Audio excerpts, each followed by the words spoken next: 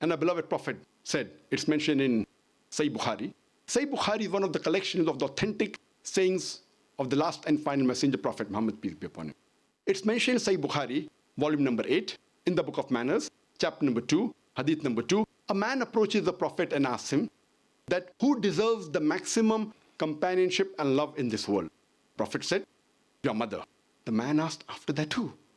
The Prophet repeated, your mother. The man asked, after that who? Again the Prophet said, your mother. The man asked for the fourth time, after that who? Then the Prophet said, your father. That means 75%, 3/4 of the companionship goes to the mother, 25%, 1/4 goes to the father. In short, the mother gets the gold medal, she gets the silver medal, as well as the bronze medal. The father has to be satisfied with a mere consolation prize. These are the teachings of Islam which we have to agree. And if we analyze, Islam gave economic rights to women 1300 years before the Western world. 1400 years ago, Islam gave right to any adult Muslim woman to own or disown the property without the permission of anyone else. The first time the Western world gave right for a woman to own or disown property was in 1870s under the Married Women Property Act, which said that a married woman, adult, can own or disown the property without the permission of the husband. And this act was later revised. Islam gave economic rights to women 1300 years before the Western world. And in Islam, we do not agree with the word housewife, which is used in English language, because we don't consider the woman to be married to the house to be called as housewife. We prefer calling her as homemaker, the person who makes the home, the person who builds the home.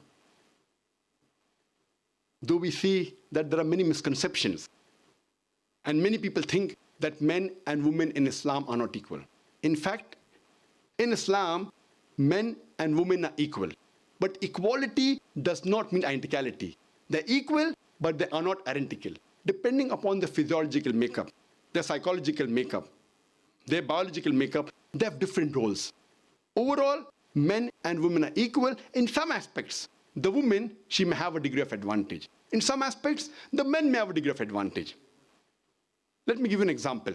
If there are two students in a class, student A and B, both of them, they come out first in examination. Both get 80 out of 100. When we analyze the answer sheet, there are 10 questions which have 10 answers, each carrying 10 marks. In answer to question number 1, student A gets 9 out of 10. Student B gets 9 out of 10. In answer to question number 2, student B gets 9 out of 10, and student A, he gets 7 out of 10. In all the remaining 8 answers, both get 8 out of 10. If we add up, both get 80 out of 100, they're equal.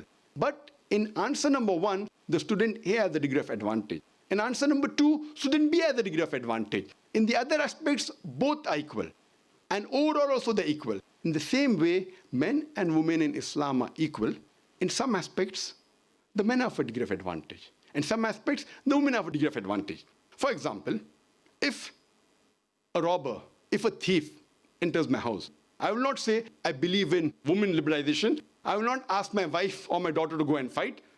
Since God has given me more strength, it is my duty to fight. As the Quran says in Surah Nisa chapter 4 verse 34, that God has given more strength to men. It is his duty to protect the woman. So in strength, the men have a degree of advantage. And the other example I gave earlier, that where companionship of the children is concerned for the parents, the women have 3 times more companionship as compared to men. The mother has 3 times more companionship as compared to father. So here, the women have a degree of advantage. So as I said earlier, men and women in Islam are equal. In some aspects, the women have a degree of advantage. In some aspect, the men have a degree of advantage.